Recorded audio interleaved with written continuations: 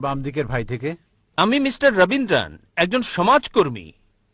আমি পিস অর্গানাইজেশনকে ধন্যবাদ জানাই এবং বন্ধু এরিয়ার ইঙ্গারকে। আমি ইতিমধ্যে বিষয়গুলো উল্লেখ করেছি আমার জার্নালে সর্বশক্তিমান এক ঈশ্বর প্রসঙ্গে।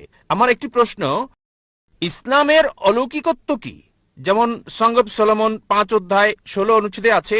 আমি জানতে চাই, অনেক ধর্মই অলৌকিক অলৌকিক বলে থাকে, তাই আমি ইসলামের অলৌকিকত্ব জানতে চাই। ভাই প্রশ্ন করলেন যে ইসলামের অলৌকিকত্ব কি, আর উদ্ধৃতি দিলেন সং অব সলোমন 5 অধ্যায় 16 অনুচ্ছেদ। সং অব সলোমন হলো বাইবেলের অংশ। সং অব সলোমন বাইবেলের ওল্ড টেস্টামেন্টে আছে, হিব্রুতে আছে। হিক্কুম মুতাকিম বিকুল্লি মুহাম্মাদিম জাইদুদি জাইরাই বাইনা জেরুসালাম।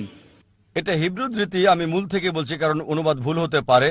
হিক্কুম মুতাকিম বিকুল্লি মুহাম্মাদিম জাইদুদি জাইরাই বাইনা জেরুসালাম, যার অর্থ সে অতি মনোরম, সে প্রশংসিত, সে আমার প্রিয়। হে ইসরায়েলের সন্তানেরা, মূল থেকে বলছি কেন, কারণ মূল শব্দটা হচ্ছে মুহাম্মাদিম। হিব্রু ভাষায় ইমযুক্ত করা হয় সম্মান বোঝাতে গিয়ে। মুহাম্মাদের সাথে ইমযোগ করলে হবে মুহাম্মাদিম, যেমন এল্লো মানে ঈশ্বর, এলোহিম ঈশ্বরের প্রতি সম্মান বোঝায়। আর বাইবেলের অনুবাদের মধ্যে এই প্রপার নাউন মুহাম্মাদের অনুবাদ করেছেন অতি মনোরম। কিন্তু সং অব সলোমন অধ্যায় 5 অনুচ্ছেদ 16-তে সর্বশেষ ও চূড়ান্ত নবী মুহাম্মদ সাল্লাল্লাহু সাল্লামের আগমন সম্পর্কে তার নাম সহ বলা হয়েছে। এবার আসি আপনার প্রথম প্রশ্নে, ইসলামের অলৌকিকত্ব কি? ইসলামের অনেক অলৌকিকত্ব রয়েছে। যদি সহিহ হাদিস পড়েন, সেখানে 300-রও বেশি অলৌকিকত্বের কথা উল্লেখ আছে যেগুলো নবীজি করেছিলেন। তবে যে অলৌকিকত্ব নিয়ে গর্ব করি তা হচ্ছে পবিত্র কোরআন।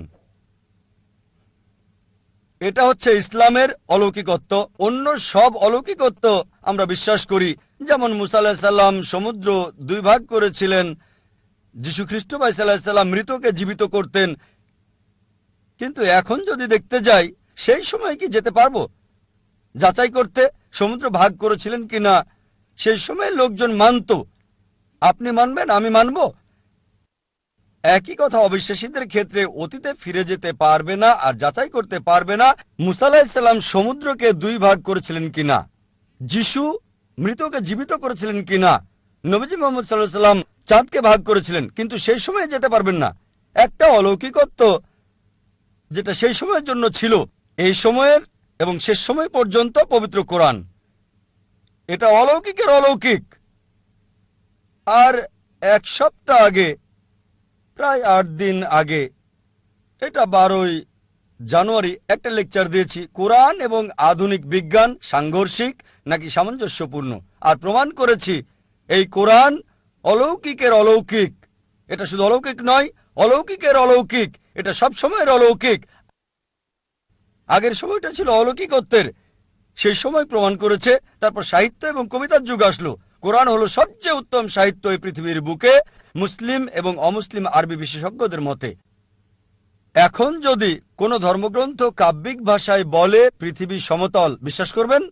উত্তর হচ্ছে না, কারণ এখন সময়টা সাহিত্য আর কবিতার নয়, এখন বিজ্ঞান আর প্রযুক্তির যুগ। তাই 8 দিন আগে আমি প্রমাণ করেছি কোরআন 1400 বছর আগে যা বলেছে, বিজ্ঞান সেটা এখন আবিষ্কার করেছে। 20 বছর আগে, 50 বছর আগে, 100 বছর আগে, 200 বছর আগে। কে কোরআনে এসব কথা বলেছে?